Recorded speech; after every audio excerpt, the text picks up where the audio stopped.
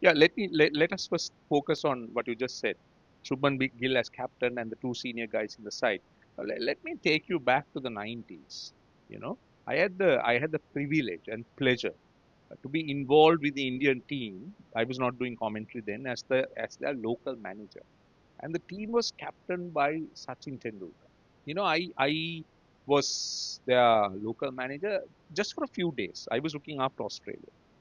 I saw that India was one of the most divided teams there because I felt they come from different regions and they would, group into their little regional kind of base.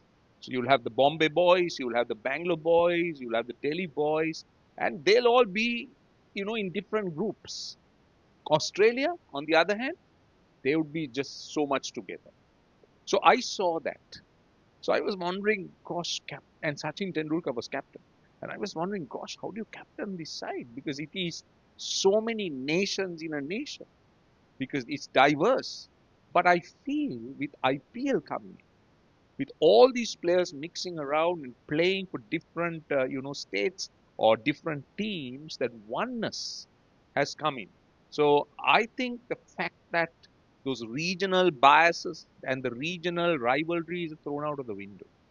So that is the first thing, which I feel is a massive plus in India because, as you know, cultures are different, languages are different. So, I mean, we need to say no more. And then the second thing I thought is for a set of selectors, the biggest challenge is to make sure that you phase out your seniors. I believe Sri Lanka struggled with that because there was a time when Sri Lanka was doing extremely well. You talk of Sangakkara, you talk of Mahela, you had Herath, you had Dilshan, you had Tilan Samaravira, you even had Angelo Matthews. So these were the top guys in that side. So Mahela and Sangakkara just left, red ball cricket, just like that. They just left. And then Dilshan left. So the facing out wasn't there. And there were vacuum that Sri Lanka struggled to fill. See, I believe if Sangakkara and Mahela played longer, I'm just focusing on Sri Lanka, the likes of Dimut Karunaratne Chandimal and Thirimana, they were successful. But they could have done much more because they would have learned in the company of the legends and back between them.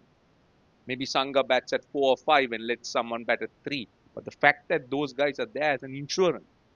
So I think that's the good thing about having Rohit Sharma and Virat Kohli in that side. And I don't think they will ever be a negative factor, as senior players. I'm sure they'll support Shubman Gill because Shubman Gill captained that side brilliantly in India. I would say, not trying to score any brownie points here, but when I looked at the way India and England played, yes, it was 2-all. But if you ask me who won the series, I would say India won. Because India went into England with an inexperienced side. Bumrah played just 2 test matches. They didn't play the full two, right? And just two. And someone like Siraj carried the bowling. Kuldeep didn't play. Bumrah 3 and Kuldeep didn't play. So I'm saying with all those and an inexperienced side, what India achieved is magnificent. So I think they need to make full use of Rohit and Virat Kohli and slowly phase them out. But the good news for India is they have enough time. So I think you hit the nail on the head because you said that Sri Lanka won the Asia Cup in 2022 when nobody expected them to win. See, that's the thing about the Sri Lankan side. They got two great qualities in there. I when I say great, unpredictability is one thing. I would put it down as great, but being inconsistent, that's a problem. So I rather than say two great qualities, they have two qualities that stand out. So that you go and lose in Zimbabwe, getting out for 80, but that's the second game. But in between the first and the third, Sri Lanka just virtually thrashed Zimbabwe. I mean, the left arm fast bowler Dilshan Madhushankar gets a hat trick and wins a game. So you see, that has been the problem. So if you look at the Asia Cup that was just ended, I can tell you that pundits. I mean, I'm talking about the Gavaskars, the Akrams, the Wakas, the Manjrekas. I mean, they all felt it was a Sri Lanka India final because of the way the team played in the first round. India was head and shoulders above almost everybody, but the way Sri Lanka played, I mean, they dominated.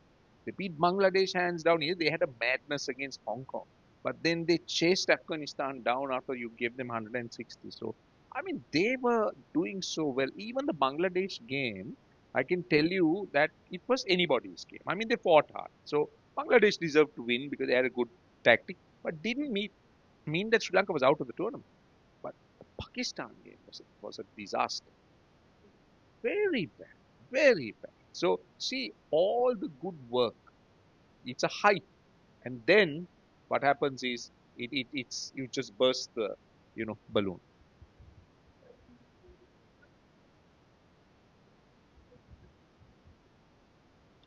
Well, we've been hoping for a long time about this near future. So the thing is, you said about our red ball team. See, we lost to Australia 2 matches, but then we beat Australia in the one day. You see, so the consistency that we are looking for is what we are lacking. See, I really don't know whether it's the mindset of the players, whether it's the opportunities they have outside playing for the national team. I just can't put a finger on it. But one thing I can say is that Sri Lanka has talent, they have match winners, and if they turn up as a team, they'll be very, very difficult.